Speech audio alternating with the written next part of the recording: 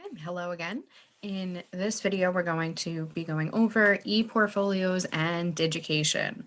So if you have no idea what that means, definitely watch through this video. So this is kind of the basis for writing 102, and I'll explain what it has to do with the course and how it affects the requirement for writing 102. Okay, so we're going to be writing 3 papers in this class. So the first one is going to be a personal essay. You don't have to worry about what autotextography means right now. We'll get to that next week. Then we're going to write a rhetorical analysis, and then finally the researched argument. So personal essay, analytical, and then a research argument. So that will have elements of a research paper, but ultimately will include a thesis statement that argues for or against a certain claim. So what the portfolio system is it determines whether or not you pass writing 102, whether you've satisfied the requirement, or if you need to take the class again. So you're going to set up an ePortfolio, and I'll show you an example of what that looks like. But it kind of just looks like a really basic blog that has some information about you and all 3 of your essays. So your final grade in the class will be based in part on essays submitted to the program and assessed as passing or not passing. So at the end of the semester, you will upload all of these final drafts to your ePortfolio or your Digication page, and it will get sent out to 2 other professors that teach writing 102. So it's all kind of randomized. So I'll be getting a batch of random students from other sections of 102 this semester. And you have 2 outside readers or 2 faculty members that will look at your ePortfolio. Each of them will pass it, will put it on a scale of 1, 2, or 3. 1 is the only one that's not passing. We'll look at that again in a little bit. And so if you don't receive a passing grade on your portfolio, then you need to retake the class. You receive a U for the semester or an unsatisfactory, and you need to retake it. And all of the essays have to be ones that we worked on in this class, that you worked on with me, that we went through revisions and everything. You can't just take random papers that you have written in the past. So the overall requirements for the portfolio, they're somewhat, not vague, but somewhat just kind of basic. We'll have a minimum of 3,000 words, and a chunk of that will be part of the argumentative research paper.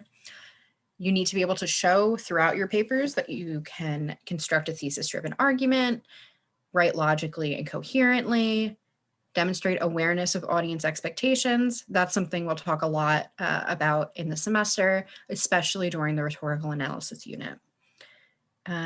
This is supposed to say sources, so cite sources correctly and create citation pages. Again, we'll talk about all of this. So if you've heard of MLA, APA, or Chicago, those are a couple of different citation styles.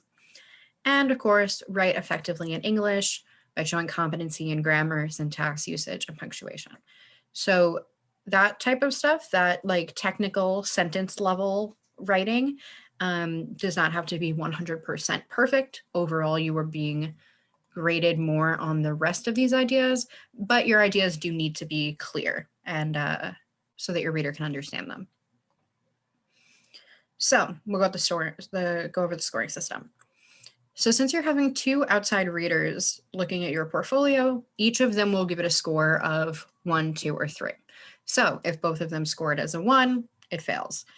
If you have a split read, which is a 1, 2, or a 1, 3, then it goes to a third reader for a tiebreaker. And if both readers score it a 2, 2, it passes. Same thing for 2, 3, 3, 3.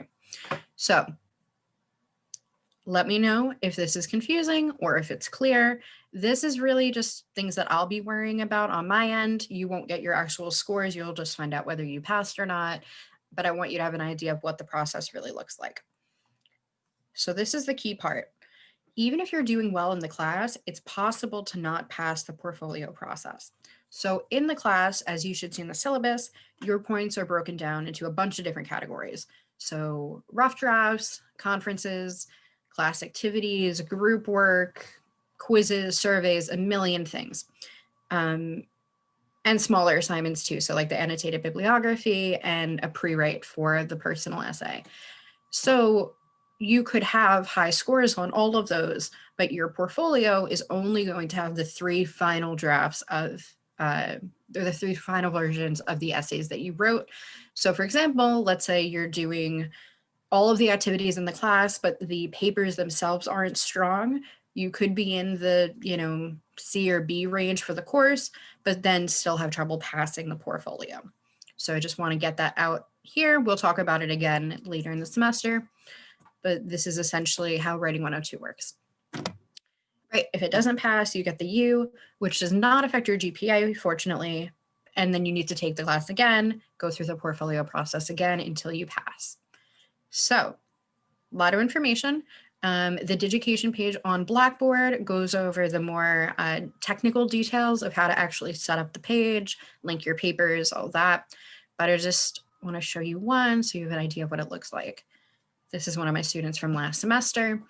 So your ePortfolio will look something like this, and it can be more complicated. You can have additional tabs, but to keep it simple, you kind of have your home page, just like a profile, a little bit of info about you. Some people did pictures of them, other people did pictures of their hobbies, or it could really be anything. And then the tab that says Writing 102 has the 3 essays. We're going to be doing it a little bit differently, so they're embedded here, so you would actually see the PDFs or the Word docs. But in this example, they're all linked, and then you see her actual paper here. All right. So again, if you have questions that are just kind of overall or general, feel free to utilize that general discussion forum on Blackboard.